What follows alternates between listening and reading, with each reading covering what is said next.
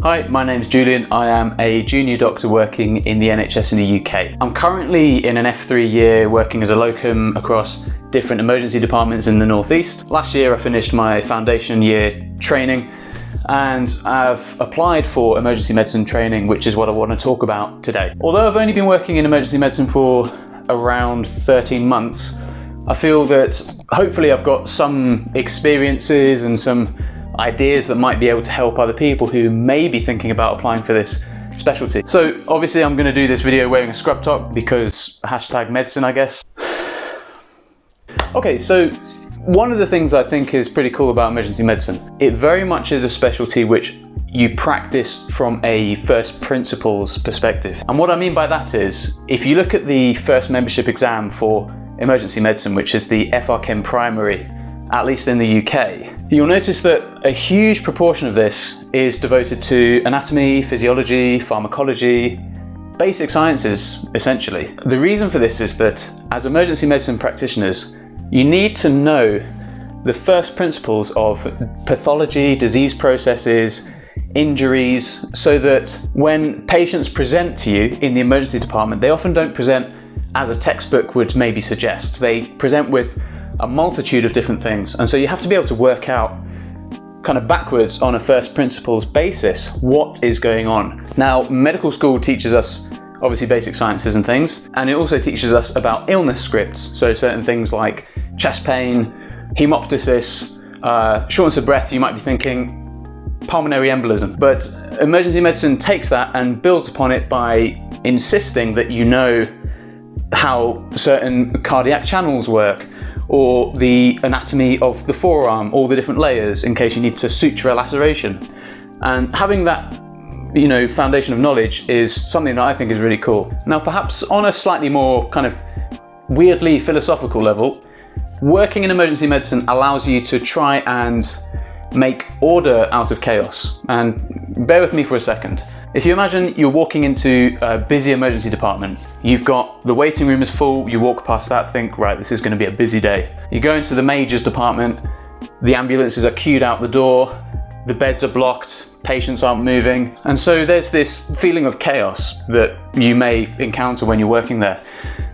While you're working on shift, your job is to take that untangled mess of chaos, whether it's the chaos of the actual department or the chaos of the patient's physiology which has gone awry, and you want to try and sift through that and make some sort of meaning and order from that. And the process of doing that is inherently really satisfying and I think it may be a kind of a microcosm for life in general, because as we proceed through life there's a lot of different, especially 2020 and hopefully not so much 2021, there's a lot of things that are unexpected and a bit chaotic, and we navigate through that chaos by trying to make sense of it and make order and meaning out of it. And emergency medicine is a kind of microcosm, if you will, of that process. Another really cool thing about emergency medicine is it's a type of embodied medicine. I initially wanted to do general practice because I like the generalism of it, but having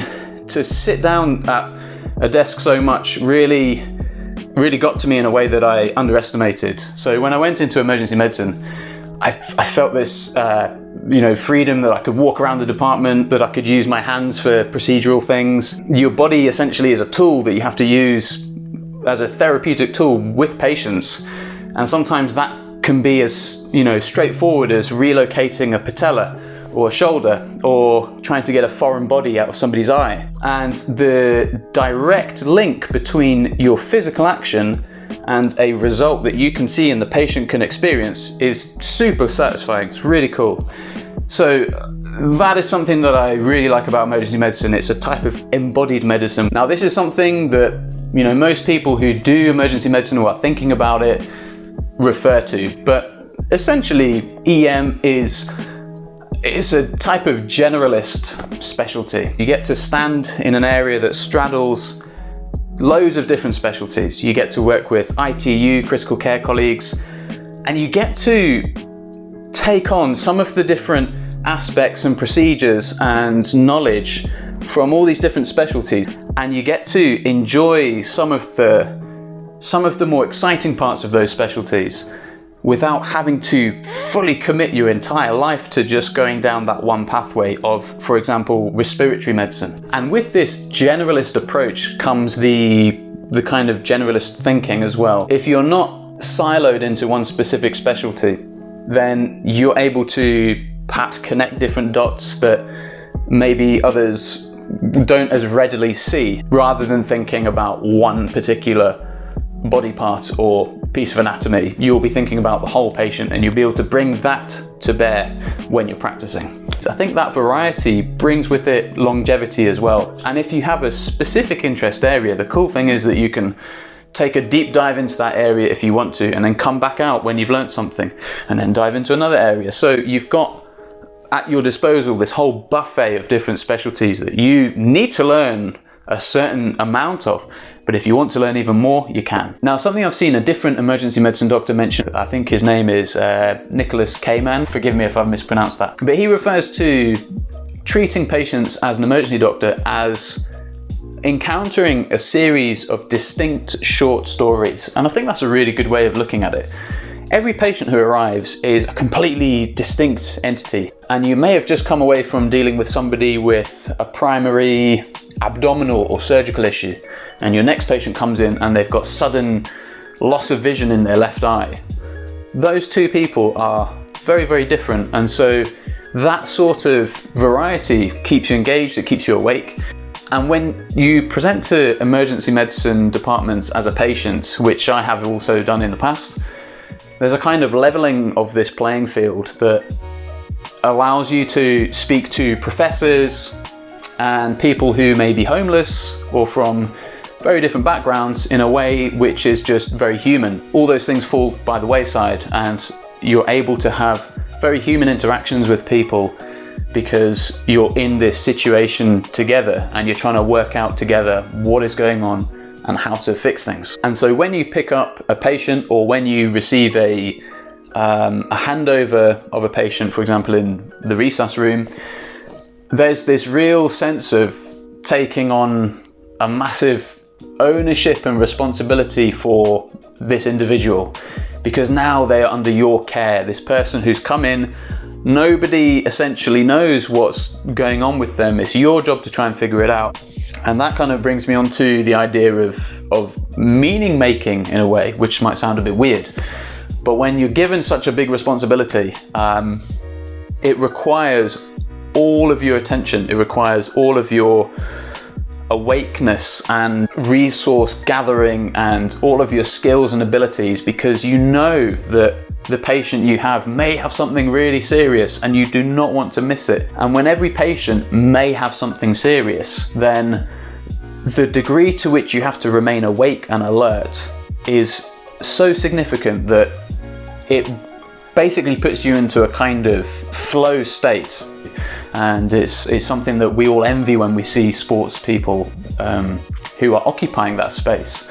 So something that requires your undivided attention puts you into that flow state, and working in EM definitely can provide that. And so when you're dealing with things that can potentially be life or death with patients, you need to use all the resources that you have at your disposal. And so you can't be a lone wolf in medicine. In emergency medicine, you need to really work with your team. And this brings me on to the aspect of teamwork. EM departments generally, in my experience, run a fairly flat hierarchy in terms of who can speak out and who you can speak to and who does what. Obviously, the consultant or the person looking after the patient, the physician, has primary responsibility for their medical care.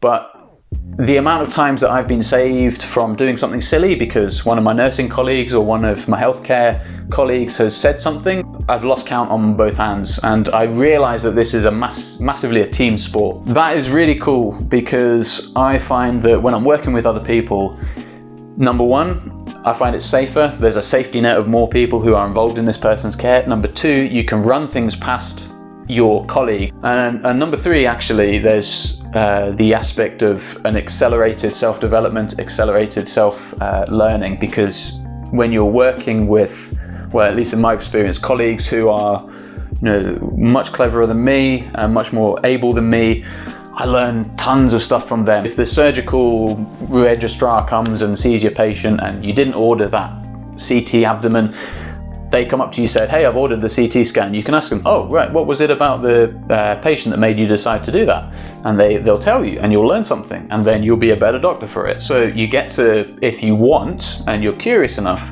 you get to learn all these different things. And when you're working with such a huge range of human beings, from colleagues through to patients, it goes without saying, as an emergency medicine practitioner, you need to have a decent level of communication. You need to be able to express and listen well. When you're going in to see a patient, you have to be able to establish a rapport with that patient now, because you may need to take a blood test, do some intervention, or start some treatment for them because they need it now. So you have to be able to establish rapport with people very, very quickly. You have to become a very well-rounded communicator. You have to be succinct, accurate, direct, amicable, and emergency medicine is a kind of process that hones your ability to communicate and sharpens those tools that you have. And that's useful on the job, but it's also useful in the rest of your life as well. EM as a broader specialty, it's a pretty new specialty. It's only really been around since, I guess, the 1970s. That's cool and that's exciting itself, because there are areas for innovation, for collaboration across other sectors. And when something's as young as it is, then you can be part of that specialty developing and growing in different directions that could be potentially pretty exciting. The shift patterns themselves are probably quite polarizing, so I quite like shift work. I find that when I'm doing a Monday to Friday job, I'm sort of falling into this mentality of living for the weekend and living with one eye on the future, whereas when you're doing shift work, which is quite random, that dissipates and evaporates the looking forward to the weekend feeling that I find a lot of other jobs brought for me. And then finally, you get to wear pajamas and you get to wear trainers to work. That pretty much sold it for me. Now, I don't think it would be fair to finish off this video without going through some of the potential downsides for EM, and there's just a few caveats for that. I think it's worth saying that most jobs are not what you think they are until you start doing them, and you do have to be able to at least tolerate, if not hopefully enjoy, the bread and butter of what you're doing. For EM, that would be things like chest pain or alcohol intoxication, or you have to deal with sometimes quite aggressive patients occasionally, which can be challenging. There are certain things which you're going to see day in, day out. There is some truth to looking at the consultant who you're working with and thinking, can I imagine, do I want to be that person when I get to the end of my training? Life is short. You don't want to just power through life and see the next 10 years go by in a blur. It's not really worth it. You need to enjoy what you're doing day to day. So some of the potential downsides are, as I've mentioned, you need to be very awake and bring everything to bear every shift, and that can leave you feeling pretty exhausted because there is this binary on-off pattern to working in. Certainly there are times when I get back from a shift and I have literally nothing else to give, and my wife will not really get much out of me because I'm just an empty sack of just zero energy lying on the floor. The shift patterns can fluctuate. You can be doing some nights or late shifts, early shifts, and this absolutely has an impact on your health and your physiology. I think that is just a fact. Me, myself, I'm a type 1 diabetic and I try to stay as healthy as I can. During the past year when I was on a full-time emergency medicine rota, I definitely found that making meaningful progress in some of the physical activities I like to do was much, much harder, and blood sugar control became somewhat of a challenge, although I've developed some means to improve that.